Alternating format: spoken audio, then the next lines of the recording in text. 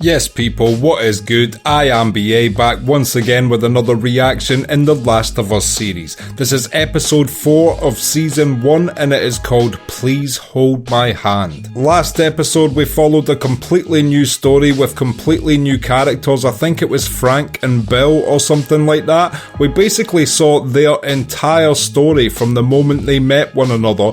One of them was caught and the other one's trapped outside the perimeter of his base. They made friends. They fell in love. They ended up living together for over 10 years. They fended off raider attacks and shit. Just for one of them to develop an illness which led to them being in a wheelchair and deciding to take their own life. Then they both decided to take their own lives. And then Joel and Ellie showed up at the neighbourhood those two guys were living in after they'd taken their own lives. Now they did previously know Joel as he was trading them seeds and things like that. They'd made friends over the radio and were trading back and forth. They'd met once before. But they did leave Joel a note before they took their lives, allowing him access to all their goods, and wow, they had so much useful shit, from ammunition to the car to an absolute wall of weaponry. Everything was there and everything was Joel and Ellie's to take, so Joel took liberally, loaded up the truck, and we saw them drive out of there at the end. The other thing I noticed during that episode was they were making a big deal about Ellie wanting a gun,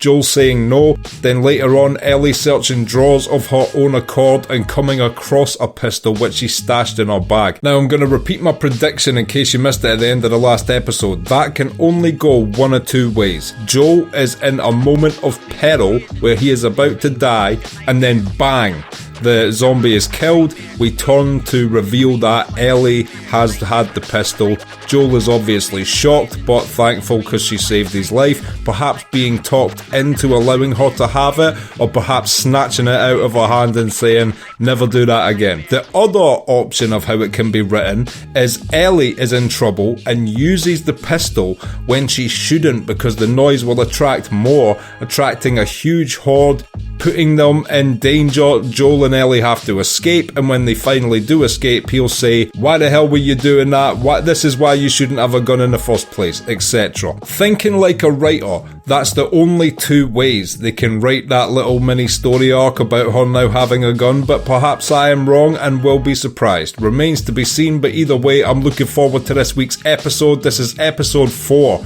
season 1. Please hold my hand. Let's check it out and see what it's saying to it. I always make fun of Tension Banjo when I'm reacting to Deadwood. The Last of Us's theme song is fucking Tension Banjo. She's getting her practice in. Well, at least the magazine's loaded. That would be a bit of a letdown if we went through all this storyline of her getting this gun only to find out that the fucking mag was empty. Again though, I know traditionally children shouldn't be handling deadly firearms like this, but in an apocalypse, she should definitely have a gun and get weapon training. If I was Joel, I would have been like, day one, here is a gun. Here's when to use it, here's when you don't use it, here's how to use it, let's go. Gas breaks down over time. This stuff's almost water. Back in the day, we'd drive 10-12 hours on one tank.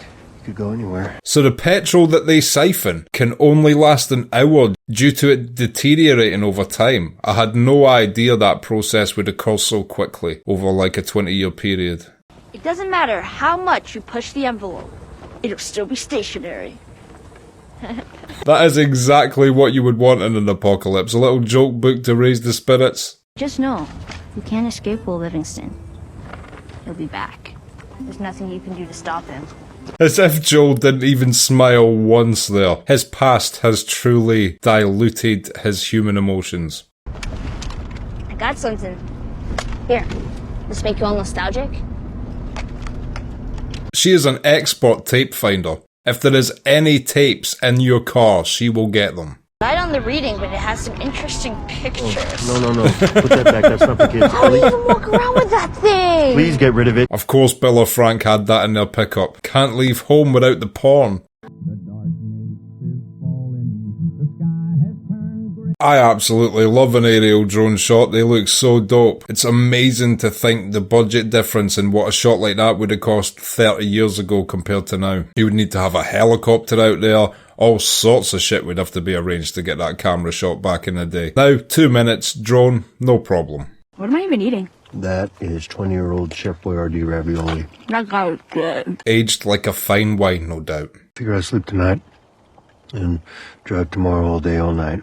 Get us to Wyoming by next morning. He's gonna get a little sleep in before a 24-hour drive. That is brutal. So what are they gonna do, rob us? Well, they'll have way more in mind than that. Yeah, it's so dangerous for women and children. Obviously dangerous for everyone, but dangerous for different reasons for like women and children as well in a post-apocalypse. Another good reason why Ellie should be armed. Well, thank fuck it's not raining, because they ain't got much protection from the elements. If it stays dry though, it's a nice spot. To be honest though, I think I would rather sleep in the car. If the choice was just to straight up sleep on a sleeping bag on the rough terrain, or sleep in the truck, I'd be in the truck. Why did the Scarecrow get an award? Because he was outstanding in his field. In his field. You dick! Hey, oh, and I feel like I've just been called a dick. I feel more a part of the show now. Those people you said. There's no way anyone knows we're here, right? Thinking about it, quite a creepy thing to say to a kid before you're both about to sleep in the middle of the fucking forest. Oh, and there's people out there that'll fucking do all sorts of horrible shit to you. Good night. So we've got natural, like, mountain lions, snakes and shit, natural animal threat. We've got mushroom head zombie threat, and just evil human being threat. Sleep well.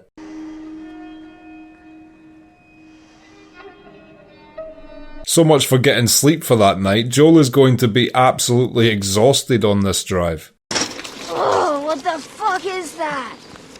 You don't like coffee? A post-apocalypse with coffee is quite a distinguished one. It smells like burnt shit. As a coffee drinker myself, can confirm. Probably close to another city out there. Ain't too many of them in Wyoming. Cheyenne. Really? Cheyenne is appearing in 2 shows I react to simultaneously. They always mention Cheyenne and Deadwood. Now he's on his own out there, and I gotta go get him. I hope Tommy's actually still alive. I don't want to see Joel do this entire pilgrimage only to get met with a dead body. I'm not family. No. You're cargo. But I made a promise to Tess. Joel's got to lighten up towards Ellie soon. There's no way he's going to just view her as cargo the entire series. They've got to develop some sort of bond. Obviously he'll be reluctant to because he's lost his daughter, but deep down you can tell he's a dude that would look after this person and be a good guardian to them, so I think in the long run he will warm up to this scenario.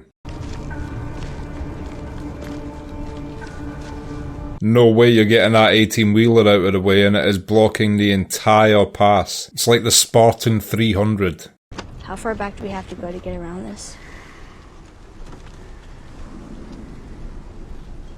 That looked like a long way. Jog right around this tunnel.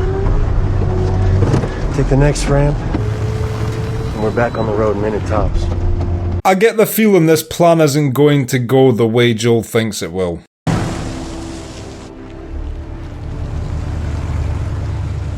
So crazy imagining completely abandoned cities though. Just the feeling you would have walking around, being able to hear nothing but your own echo. Please help!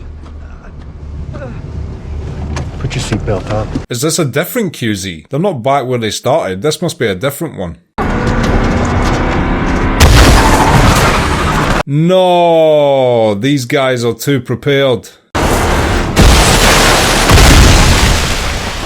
Are you okay? Shit. Yeah. I love the fact that they did that with a real car as well. That was an actual stunt.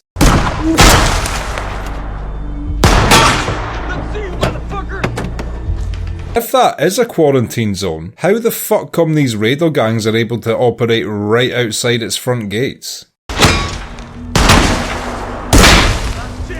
This is like so many shootouts I've had in Fallout games. They're not gonna hit you. Stay down, you stay low, you stay quiet. Positive reinforcement's good, but not when there's gunfire going on all around you.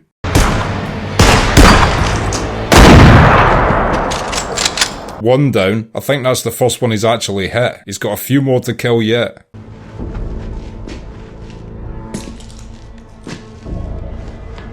Are we going to see Ellie's first pistol use in a minute, maybe?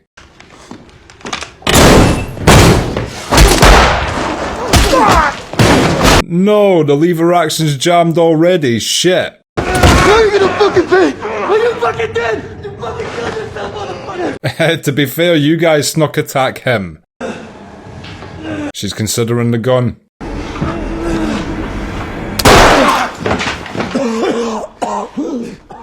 Where did she shoot him? It looked really low. I don't know what to do! My legs don't work! Ah, shit. Paralysed. I mean, do you put him out of his misery and the fact he's also a radar, or do you actually help this guy now? You can have it. To be honest, this grovelling would have no effect on me because it's like, you lot were about to kill me. Why are you crying now? I believe he used his own knife on him there, didn't even shoot him. Gotta preserve ammo. There's some stuff against the door. Can you move it? And by the way, out of my predictions, it was the one where Joel was in trouble. Ellie produced the pistol, used it to save him, but then he took it back from her and said, don't do that shit again. Basically.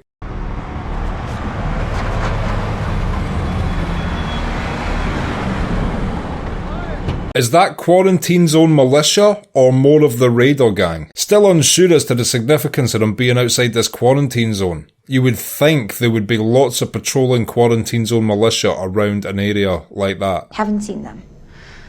The Chans. Henry Burrell. This poor guy looks like he took a couple punches before he was captured. When you were safe and protected and ratting on your neighbors to Fedra. They put a gun to my head. Here. I wish we had a bit more of a backstory as to how this has occurred. This is tense. I never told them anything about your brother. But Henry did. So she's taken out her pain of her lost brother on this guy because she believes he knows where Henry is, even though he may not. I think I'm following. You think I won't do it? She probably will. I'm your doctor. That is the best reason not to kill that guy he could have given. Fuck friend, fuck anything else. Doctor, you must stay alive. Who did this? Look at that, you couldn't ask for a cleaner kill than that. Single knife strike directly into the heart. That's assassin levels from Joel right there. What if I had a doctor? There's no chance. Absolutely fucking ruthless. She asked if he would live even with a doctor, and as soon as the guy said probably not, she just went back and shot the doctor. She is just on an absolute warpath, obviously. She just doesn't give a fuck anymore because she's lost her brother. You can tell straight away. She's just ready for war. Are you alright? Yeah. I think that's the nicest thing he has ever asked her so far. Done well, Joel. Thing is I didn't hear that guy coming. He shouldn't have had to. But she did, and she saved you. Give her the pistol back. I know what it's like. First time that you hurt someone like that. And I can see his point of view. In a traditional, normal world sense, you would want to shelter a child from the violence of the world and stuff like that, but this is the fucking post-apocalypse. Teach her how to shoot people in the face. And I'm sorry. Definitely the friendliest he has been thus far. It wasn't my first time. Well, that's all you had to say. Here's the gun back. You know what you're doing with it. Show me your grit. Yes, here we go. Training time. Look it. Yeah, you don't want to get that shit snatched out of your hands ever. Hey. Now that's what I'm talking about. They are now an army of two. We'll get through this. The door or the situation? No sign of them. You? Yeah. Uh-oh, hipster beard's onto something. Liver King's got a scent. Young Santa Claus has found some footprints.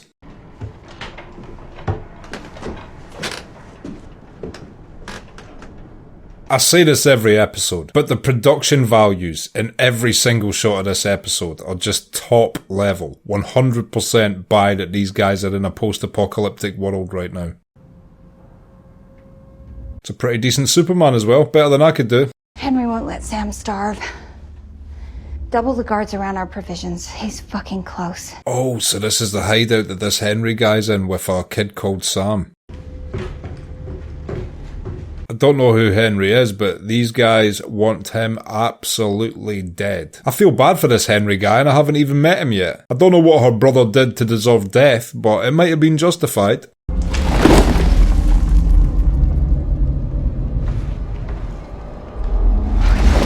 What the fuck is that? When do we tell the others? Not yet. What is that? That looked bigger than just another spore zombie, unless it was like a group of them trapped under rubble, but when the people armed with M16s are shook at that room, you know there's some bad shit in it. Why do I get the feeling Joel and Ellie will have to go into this room at some point? Where'd you be without me, huh? By now, Wyoming. Strangled with a shotgun, actually. We're going up 42 flights. 45. I hope they get to the top of this, it'll be the best view ever. But no. It's gonna take a while, but it will be worth it. A stairwell is a good place for a fight though. Just now I don't see them encountering a gang, and when you're against a single attacker, a stairwell shaped like this is good because you can create all the distance you want just by running down a set, and you've got a pistol, so... How did you know it was an ambush? I've been on both sides. Always the same with an ambush. There's someone in trouble or there's someone already wounded and they will try and get you to follow them to a location. I've played enough Fallout in my time to smell a setup. 33 floors, that's good. It's gonna have to be. That's impressive, but we're gonna have to start walking for a bit. This jog is taking it out of me. 56 years old, you little shit. That's a lot of steps. That's his yearly exercise requirement done in a day. Joe! What? What are you doing? I don't want someone sneaking up on us while we're sleeping. Yeah, that's quite a good defense. And pity help those guys if they try sneaking up on them barefoot. They're gonna be like John McClane in Die Hard. It's joke time, Ellie. You know the deal. Hurting people? What did you mean it wasn't your first time? They're like two prisoners in a cell telling one another their fucking crime backstories. You don't have to. I'm just saying. They're the only two people able to hang about with one another right now, and both their backstories, they're just like, I don't want to talk about it. They have very little to talk about other than the present tense. So it gets easier when you get older? No, not really. Hate to break it to you, Ellie, but the shit's just as hard. Notice you don't hear too well from your right side. Is it because you were shot there? Probably more from shooting. Good point. I don't really see him putting in his earplugs too often whenever he has to fire a shot. Did you know diarrhea is hereditary? It runs in your genes. He actually smiled. Yes, that is progress. That is so goddamn stupid. You laughed, motherfucker. I didn't laugh. Yes, you did. He definitely laughed. After knowing what he's been through, it's actually so great just to see him smiling. One Joel smile is worth like 20 normal human being smiles.